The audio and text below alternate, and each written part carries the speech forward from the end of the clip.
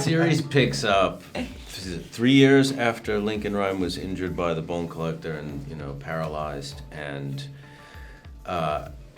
Ariel's character, Amelia Sachs, discovers a crime scene and some evidence that my character, Detective Salito, knows is going to be of interest to Lincoln Rhyme, so I bring her to meet the great Lincoln Rhyme, and that's the germ of the whole show.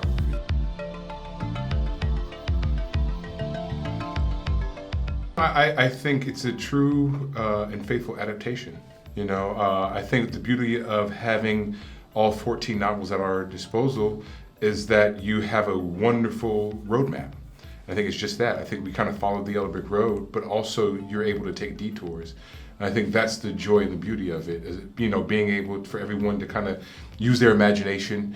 Where are we today? Let's take a different approach. We're dealing with the lives of serial killers and their effects on society. But, up to, I think all 14 books have represented the serial killers as men. And so let's ask the question is, can a serial killer be a woman? Can a serial killer be a woman of color, a man of color? All of those things. And these are things that we can sort of adapt for audiences for 2020 and beyond. Yeah, there's the overarching story of the Bone Collector, but then each episode has other cases. But they're all very unique and specific. That's why, Lincoln Rhyme and the team takes them on. They're not your run-of-the-mill, New York. Yeah, they're not the Sesame Street cases. Yeah.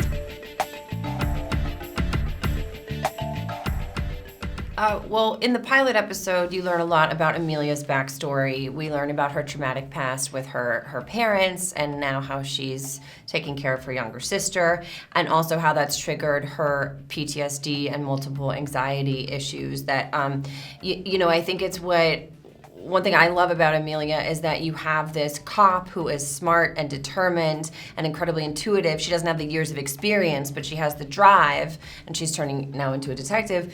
But she also comes with a lot of baggage and wounds and brokenness. And I spent a lot of time with female detectives and cops in New York prepping for this role. And I just felt it was so important to bring her humanness forward and to bring her vulnerability. So I think you get to learn a lot about who Amelia is by how she responds to these crime scenes. And she's not a robot. It's not normal for her. And so I think her constant kind of seed is like, none of this is normal. These are human beings, and so I'm having human reactions to that. There's certain cases that are, touchstones and push buttons to us personally and to our past and to our history and stuff like that. That happens specifically with my character, but also with both of their characters as well.